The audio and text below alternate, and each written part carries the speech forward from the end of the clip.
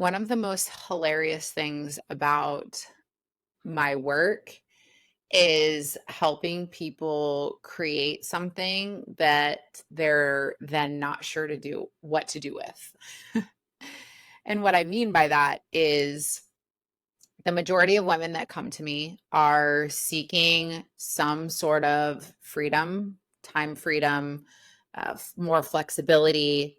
They are tired of overworking. They're tired of feeling stressed. They're tired of feeling overwhelmed. Their businesses have essentially taken over their lives, right? They know it's not sustainable. It's affecting them. It's affecting their families. And so we set on this quest of like, okay, let's get them removed from the day to day. Let's reduce their hours. Let's restructure the business so it's more efficient and effective. Let's make sure that we have the right team members in the right places. And it's like, cool, we go through this sequence of events.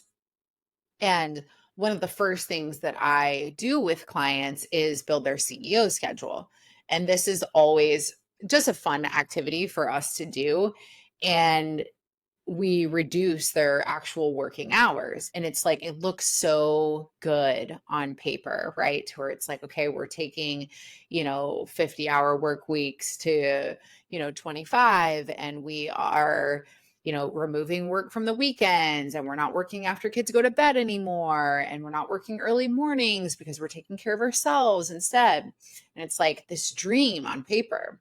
But then when it comes down to actually implementing it, when it comes to the point of having time freedom and having that built in, I see a number of things happen. Either they will unconsciously start to create problems and chaos, and or they move back into the default setting of like, there's always more to do and there's always work to do and always more work to do. And so they just refill those hours.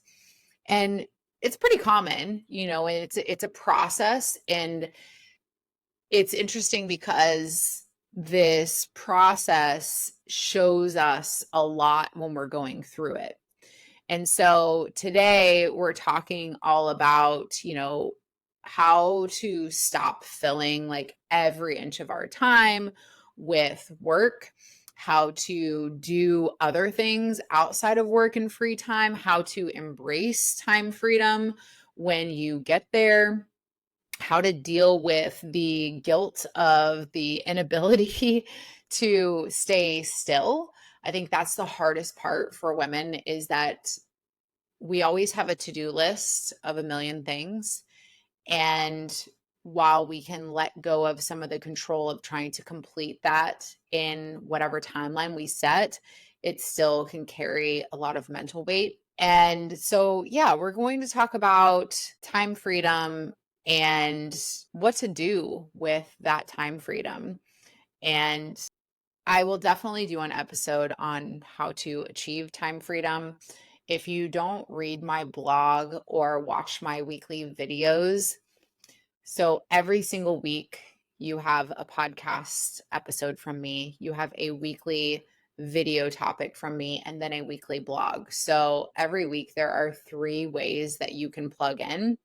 If you're not on my email list yet, send me a message and we can get you added to that, because I send out a newsletter email every week that has these 3 resources for you.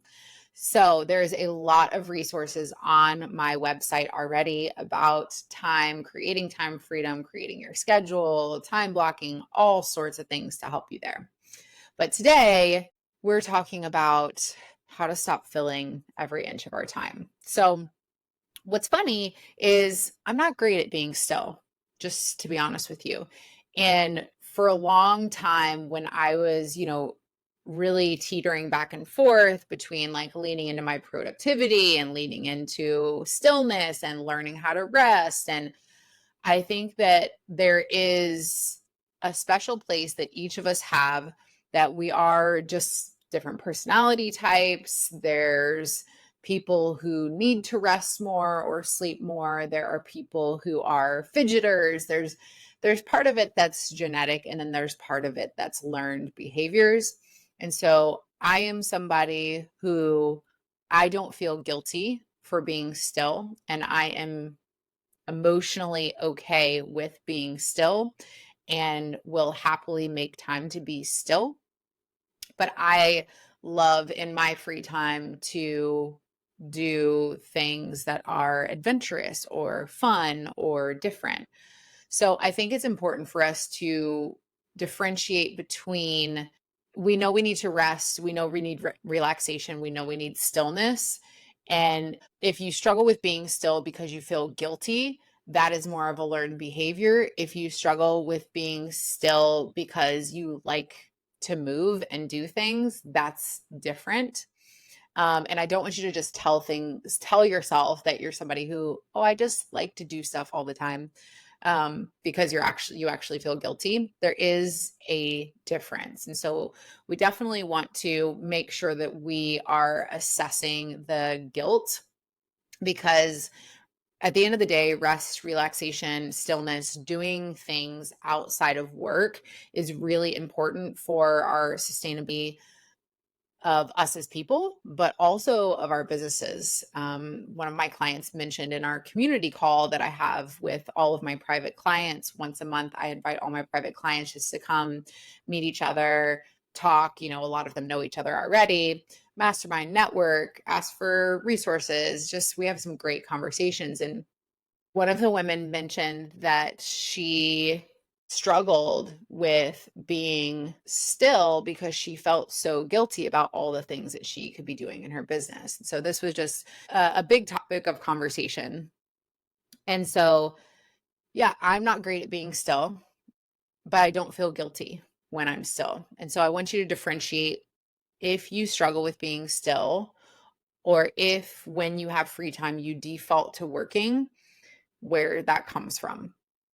So, in my development of understanding the importance of doing things outside of my business for my overall fulfillment and well being, I have found that I need to experiment.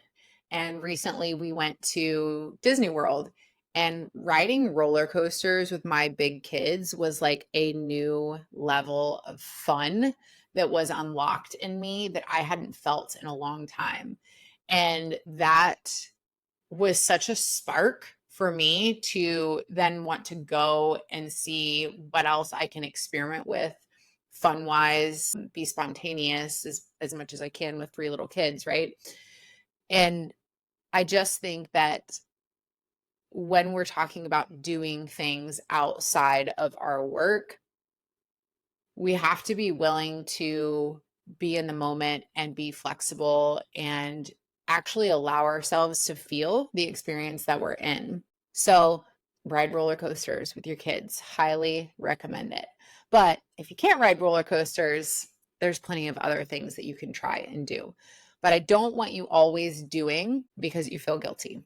And so, if you feel guilty, you want to figure out, why do you feel guilty for being still? It's most likely tied to the reward that we get for being productive. The more we do, the more we achieve, the better we are. And it's so performative, to be honest with you. It's so based on what other people think about us. And we really have to start asking ourselves the question of, like, what do I think about me? And how do I feel about my life? Does my life feel good? There are so many women, and I've coached them, that are running big, successful businesses, that are receiving the accolades, that are achieving their gold star students, right? But they feel like shit and their relationships are strained. And it's just like, is that worth it? Right. So I think we really want to be conscious of, like, what's performative action and what we're doing because we actually want to do it. So we know we need to do things outside of work to be fulfilled and happy. We know that when we have space outside of work, that we're going to feel a pull towards work because there's always more to do. And we know that most times we will default to our factory setting that is working, because that's what we know. And as business owners, our work can very easily become our identity. And this is where things get a little bit dangerous because we need an identity outside of work, because the emotional danger is really the word that's coming to me, that comes with being so wrapped up into our work being the only part of us or the only thing that we know about ourselves is not good for our mental health.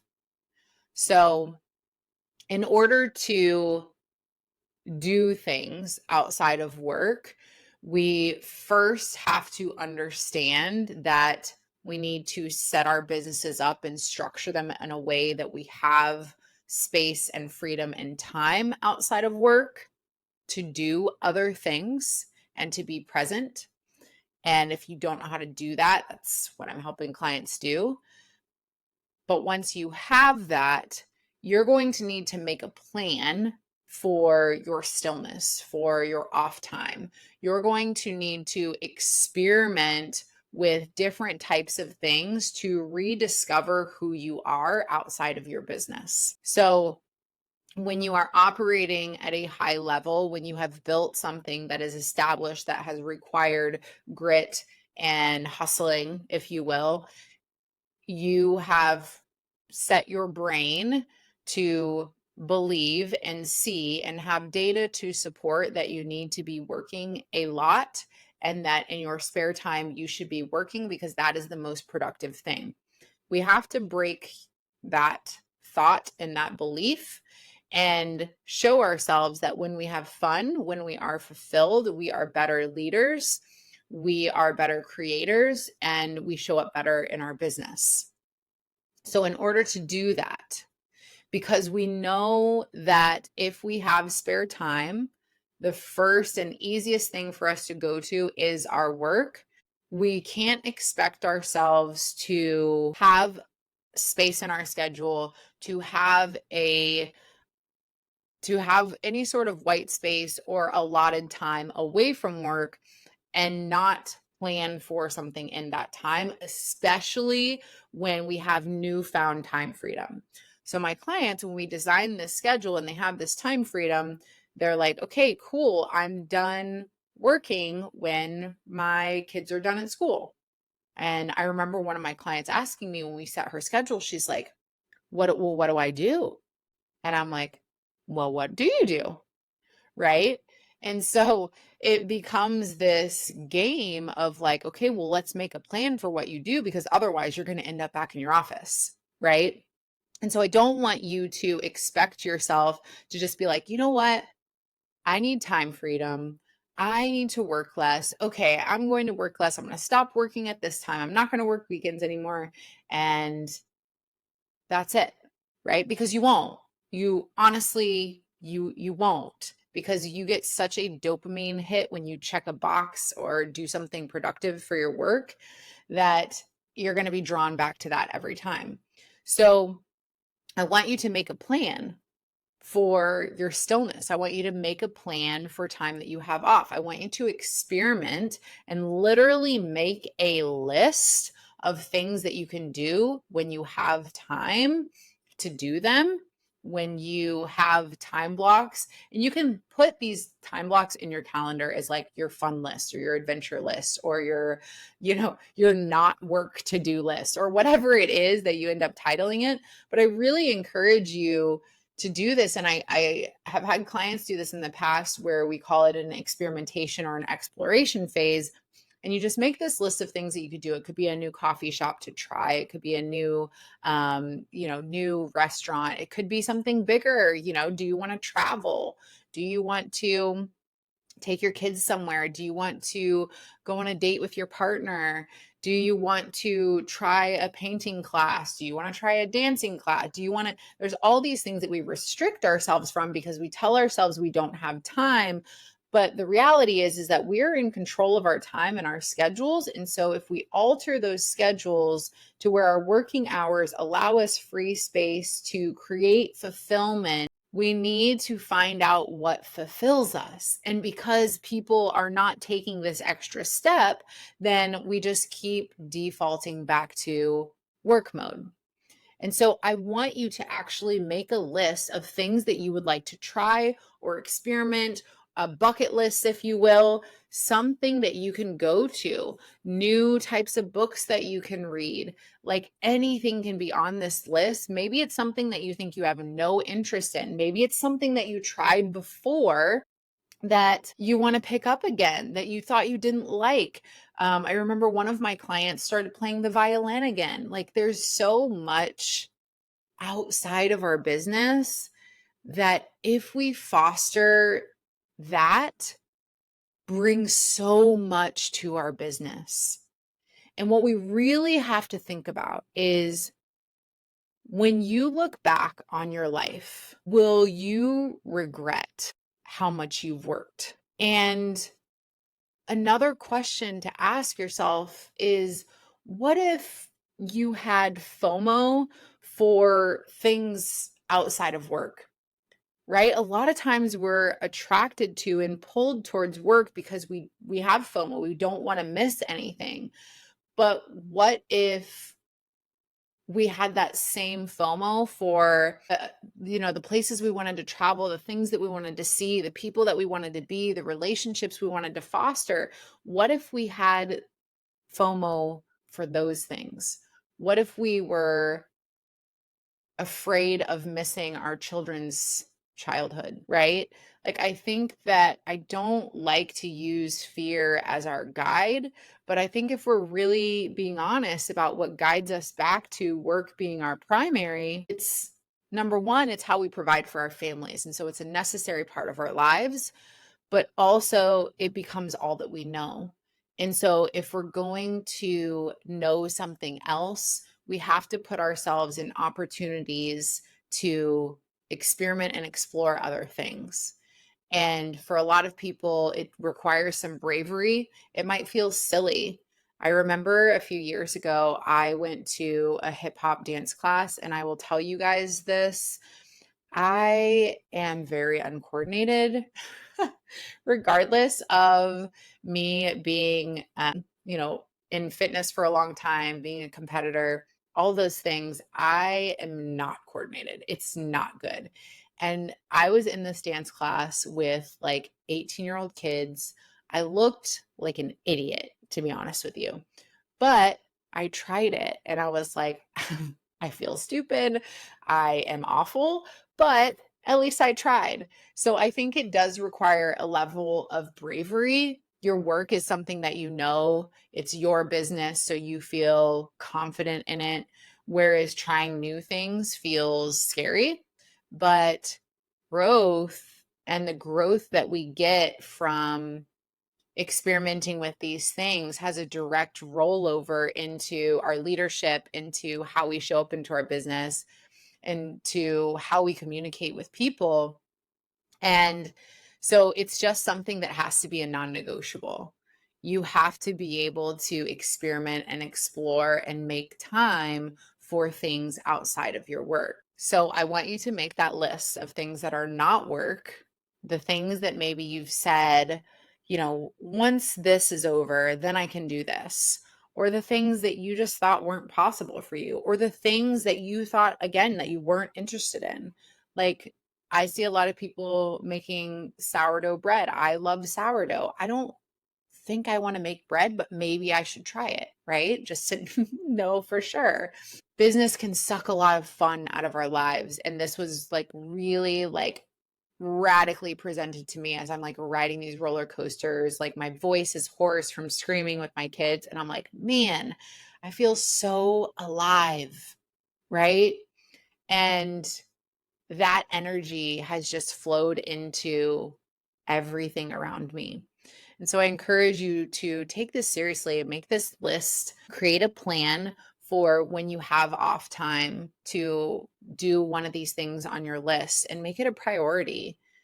The fear is that if we do these things that it will take away from our business, but I can promise you that it only pours into it. So remember that your identity is more than your business. Create this space, experiment, find out what is enjoyable to you. And remember that as moms and as entrepreneurs, we have two of the pathways that are easiest to lose our identities to. Before you were a mom, you were you. Before you owned your business, you were you. And if you want your business to succeed long term, you need to take care of you. And fun and fulfillment and stillness and rest and play and joy, these are all things that we have to infuse and make sure that we have the structure in our business to support. So, thank you guys for listening today. I hope this is helpful for you. I hope that you make this list. I hope that you start asking, acting on these things on your list. And if you need help to create that time freedom, check out some of the other resources at kelseykenrai.com. Most importantly, though, we have the Female Founders Freedom Framework. This is going to be your step-by-step guide to creating that time freedom, to restructuring your business in a way that will provide freedom and flexibility. And it is a very robust but very important guide that will give you non-negotiables in 8 different areas of your business that you need to have. It gives you questions to answer to further assess your business. It gives you action steps to take. It gives you a clear vision of when you have a freedom-based business, what it looks like in that area. It's honestly the greatest resource that I've ever created that is free. And I want you to go grab that right now at kelseykenrai.com/female founders freedom framework. So thank you guys for joining me. Next week, we are talking all about your capacity, tracking your capacity in your business, how to do this, how to set yourself up via the structure of your business, through your offers and your services, and really making sure that you are set up in your structure to make sure that you do not overwork. We want to make sure that the math is mathing. And so we're going to talk about that capacity for you so you can be set up for success and stop overworking. So thank you guys again for listening. Please connect with me on the Instagram page at the Mom Founders Table. Tag me, let me know you're listening. I would love to hear your takeaways. I would love to hear from you, other topics you would like to hear from the podcast. I love to facilitate community. That's why I love running my retreats. So if you are a mom founder, you are absolutely welcome here. If you are a soon to be or a want to be mom founder, you are also welcome. But please tag me when you are listening to this episode. Please send me your takeaways. Please let me know if you implement these things and they help you. I want to make sure that I'm creating helpful content for you. So we will see you guys on the next episode.